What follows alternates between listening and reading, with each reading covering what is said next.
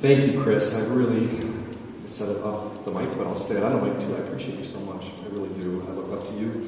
I really respect your commitment to service, and that is so important and so rare these days. And so I really appreciate this and this opportunity to be able to share this time together. So my name is Randy Hultgren. I'm a state senator from the 48th District. It's been my privilege to serve as state senator there for 2 terms, and before that was in the House of Representatives here in Illinois for 4 terms. And serving the great people of Illinois. I love Illinois. I was born and raised here.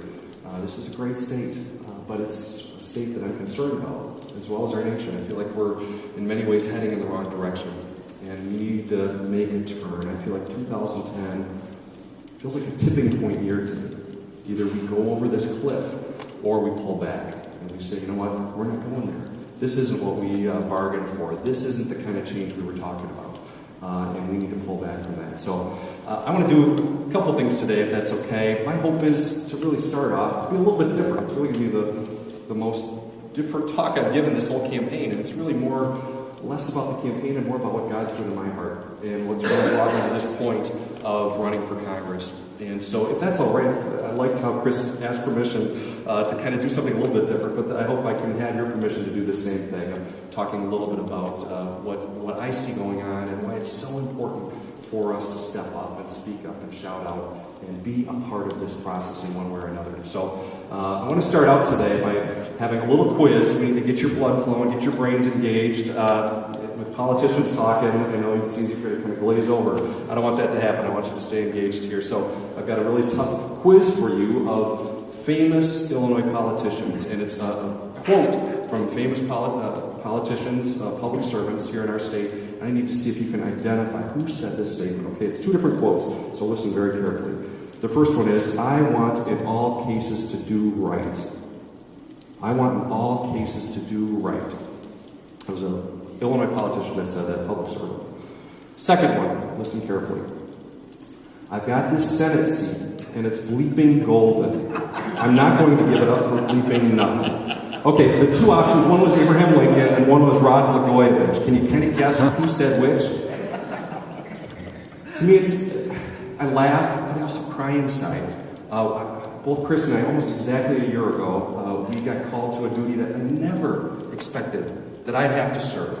As an elected official, I thought my job would be to listen to people, to respond to them, to help them with their problems, to carry their concerns down to Springfield, to be their voice on the House floor and the Senate floor. I really thought that's what my job was going to be.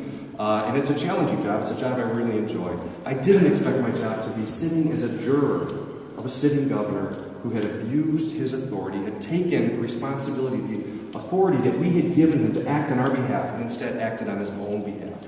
Acted to line his own pockets, acted to take care of his friends and family above us. We've seen a moral collapse. We need moral people to serve us in government. I love the quote of James Adams who said, our Constitution was made for a moral and religious people. It's wholly inadequate to govern any other. We need a moral and religious people. Otherwise our Constitution can't stand.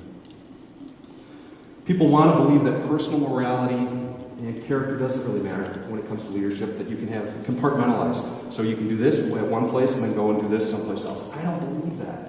I think our character does matter. Who we are inside comes out and impacts the type of service that we provide to other people. After we had this really interesting time serving as jurors, and it's pretty rare, there's 59 senators. I love serving with Senator Lausen, but there's some others that are challenging to serve with. And it's very rare where 59 senators agree on anything.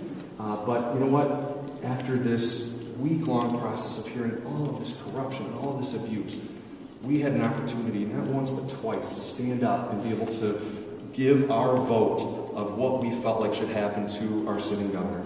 And after all of that evidence that we had heard, person after person from every part of the state, from every background, politically, philosophy of government, everything, 59 out of 59 stood up and said, yes, I vote to remove this governor from office and remove the possibility that he could ever hold public office again in Illinois.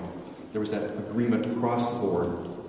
We also had an opportunity right before that vote to be able to get up and share some of our feelings of how it felt for us to serve in this role that we had that constitutionally we knew potentially could be something we'd have to do. But in reality, I never expected that I'd have to serve as a juror for a sitting governor. I stood up and said, and I read this quote, I'd just been reading it from Abraham Lincoln, I want in all things to do right. Abraham Lincoln wrote that in a letter on August 16, 1837. I just think, that's what I want. I want in all things to do right. I'm not going to do it perfectly. I'm going to fail. But I want in all things to do right, especially in my public service. And I talked about that our state and our nation, I believe, needs to enter rehab. We need moral rehabilitation. We've lost our moral grounding, and we need to turn back. And I see that definitely in Springfield. I see it also in Washington, D.C., where the moral grounding is not there.